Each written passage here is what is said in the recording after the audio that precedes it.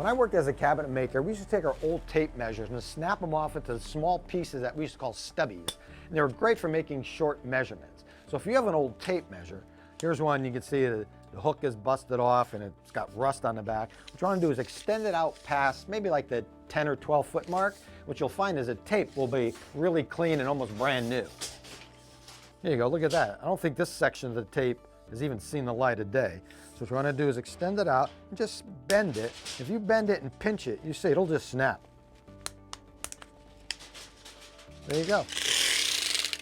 Wow, that's a pretty strong spring. So now you can just take and snap it off as you need to. I usually make them about 8 to 10 inches long.